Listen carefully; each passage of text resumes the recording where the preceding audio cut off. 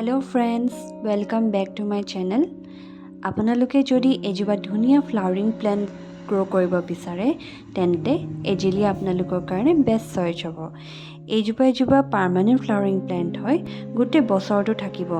ইয়াৰ ফুল আপোনালোকে নৱেম্বৰৰ পৰা এপ্ৰিললৈকে ফুলি থকা দেখিবলৈ পাব। এইজোপা এতিয়া নাৰ্চাৰীত আপোনালোকে 100ৰ পৰা 150 বা 200ৰ ভিতৰত কিনিবলৈ পাব। তেতিয়াহ'লে আমি ইয়াৰ কেয়াৰ বিষয়ে জানি লওঁ। এজিলিয়া প্লেণ্টে এচিডিক চইলহে পচন্দ কৰে, সেইবাবে ইয়াত 20% নৰ্মেল গাৰ্ডেন চইল, 30% cocopeat, 30% leaf compost. Leaf compost মানে হৈছে গছৰ পৰা পকি সৰি যোৱা পাতবিলাক মিহি কৰি যেতিয়া মিশ্ৰণ বনোৱা হয় তাকে আমি কম্পোষ্ট হিচাপে ব্যৱহাৰ কৰিব পাৰোঁ। আৰু লগতে 20% বাৰ্মি কম্পোষ্ট বা কেঁচুসাৰ। আপোনালোকে ইয়াত মাটি নিদিয়াকৈ পটিক চইলটো বনাব পাৰে। সেই তাত 50% লিফ কম্পোষ্ট, 20% কোকোপিট, 20% বাৰ্মি কম্পোষ্ট আৰু 10% পাৰ্লাইট ব্যৱহাৰ কৰিব।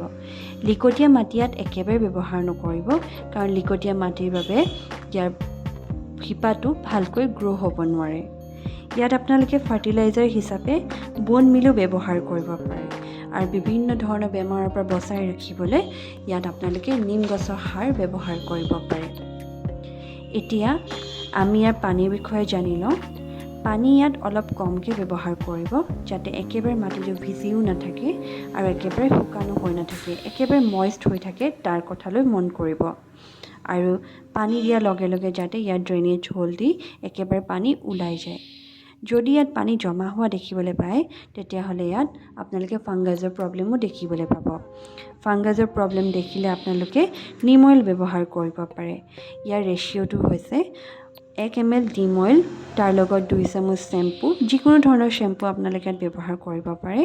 আৰু লগতে 1 লিটাৰ ৱাটাৰত আপোনালোকে এই দুটা কম্প'নেণ্ট মিক্স কৰি ইয়াত ব্যৱহাৰ কৰিব পাৰে। কিন্তু নিম অইল ব্যৱহাৰ কৰোঁতে এটা কথা মন কৰিব, যাতে একেবাৰে ৰাতিপুৱা আৰু একেবাৰে আবেলিহে ব্যৱহাৰ কৰে। দুপৰীয়া যদি ইয়াত নিম অইল গছবিলাকত ব্যৱহাৰ কৰে তেতিয়াহ'লে আপোনালোকে গছৰ পাতবিলাক জ্বলি যোৱা দেখিবলৈ পাব। এজিলিয়া প্লেণ্টৰ বাবে মাটিৰ পটহে ব্যৱহাৰ কৰিলে বেছি ভাল ধৰণে গ্ৰ' হোৱা দেখিবলৈ পোৱা যায়। কিন্তু আপোনালোকে প্লাষ্টিক পটো ব্যৱহাৰ কৰিব পাৰে।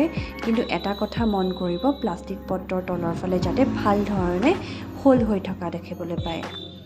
এয়াই আছিল এইজোপা প্লেণ্টত ল'বলগীয়া কিছুমান কেয়াৰিং টিপছ। আশা কৰিছোঁ আপোনালোকে ভিডিঅ'টো চাই ভাল পাইছে। যদি ভাল পাইছে লাইক, শ্বেয়াৰ, কমেণ্ট কৰিব নাপাহৰিব আৰু মোৰ চেনেলটো ছাবস্ক্ৰাইব কৰি দিব। থেংক ইউ ফৰ ৱাচিং।